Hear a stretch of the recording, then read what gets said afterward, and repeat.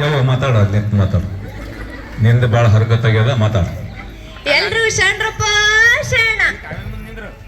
ಇವತ್ ನಮ್ ದೇಶದಾಗ ಏನ್ ನಡೆದೈತ ನಮ್ಗೆ ಗೊತ್ತೈತೇನ್ರೋ ನಿಮಗ? ಇವತ್ತ 26 ಜನವರಿ ಅದ. ಅಂದ್ರ ನಮ್ ದೇಶದ ಆಡಳಿತ ಹೆಂಗ ನಡೆಸ್ಬೇಕನ್ನೋದು ನಮ್ ಬಾಬಾ ಸಾಹೇಬ್ ಅಂಬೇಡ್ಕರ್ ಅವರು ಒಂದು ಕಾನೂನಿನ ಪುಸ್ತಕ ಬರ್ದಾರ. ಅದಕ್ಕ ಇನ್ನೊಂದ್ ಹೆಸರ್ನಾಗ ಸಂವಿಧಾನ ಅಂತ ಕರೀತಾರ. ಅದು ಇವತ್ತ ನಮ್ ದೇಶದಾಗ ಜಾರಿಗೆ ಬಂದ ದಿನ ಐತಿ. ಅದ್ರ ಸಲಿಂದ ನಾವು ನೀವು ಎಲ್ಲರೂ ಕೂಡಿ ಗಣತಂತ್ರ ಹಬ್ಬ ಆಚರಣೆ ಮಾಡಕತ್ತೀವು. ಇಡೀ ನಮ್ಮ ದೇಶಕ್ಕ ಕೆಂಪು ಮುಸುಡಿ ಅಂಗ್ರೇಜಿಗರು 200 ವರ್ಷ ಆಳ್ಕೆ ಮಾಡಿದ್ರು. ನಮ್ಮ ದೇಶದ ಸಂಪತ್ತನ್ನ ಲೂಟಿ ಮಾಡಿದ್ರು. ಅದಕ್ಕಂತ ಹೇಳಿ ನಮ್ ದೇಶ ದೊಡ್ಡ ದೊಡ್ಡ ನಾಯಕರೆಲ್ಲ ಬಾಳ ಬಡ್ದಾಡಿದ್ರಂತ. ಈ ಎಳೆದಾಗ ಅವ್ರ ಹೆಸರು ಹೇಳ್ಬೇಕಂದ್ರ ಗಾಂಧಿ, ನೆಹರು, ಅಂಬೇಡ್ಕರ್, ಬೋಸ, ಇನ್ನ ಬಾಳ ಮಂದಿ ಅದಾರ. ಅವರೆಲ್ಲ ಸೇರಿ ಬಡ್ದಾಡಿ ನಮ್ ದೇಶಕ್ಕ ಸ್ವಾತಂತ್ರ್ಯ ತಂದು ಕೊಟ್ರು. ಸ್ವಾತಂತ್ರ್ಯ ಸಿಕ್ಕ ಮೇಲ ನಮ್ ದೇಶದ ಆಡಳಿತ ಹೆಂಗ ನಡ್ಸ್ಕೊಂಡು ಹೋಗ್ಬೇಕನ್ನೋದು ಒಂದು ದೊಡ್ಡ ಚಿಂತೆ ಇತ್ತು.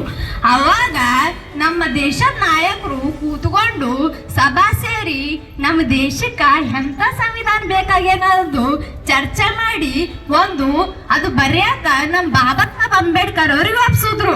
ಅವರು ಜಗದಾಗಿನ ಬ್ಯಾರೆ ಬ್ಯಾರೆ ದೇಶಕ್ಕೆ ಹೋಗಿ ಅಲ್ಲಿನ ಸಂವಿಧಾನ ಅಭ್ಯಾಸ ಮಾಡಿ ಅದ್ರಾಗಿನ ಚಲೋ ಚಲೋ ವಿಷಯಗಳನ್ನ ಆಯ್ಕೊಂಡು ನಮ್ಮ ದೇಶಕ್ಕೆ ಏನ್ ಹರ್ಕತ್ತ ನೋಡಿ ಅಂತದೊಂದು ಸಂವಿಧಾನನ ಬುಕ್ಕನೇ ಬರೆದು ಕೊಟ್ರು. ನೋಡ್ರಿ, ಆ ಸಂವಿಧಾನ ಬುಕ್ಕ ಬರೆಯೋದೊಂದು ಸಾಮಾನ್ಯದ ಕೆಲಸ ಮಾಡ್ರೇನು ನೀವು? ಅದು ಬರೆಯಾಕ 2 ವರ್ಷ 11 ತಿಂಗಳ 18 ದಿವಸ ಹಿಡ್ದೈತಿ. ಮಾಸ್ತರ್ ಹೇಳ ಬರಬರಿ ಐತಿ. ಅದೇ ಅಂದೇರಿ.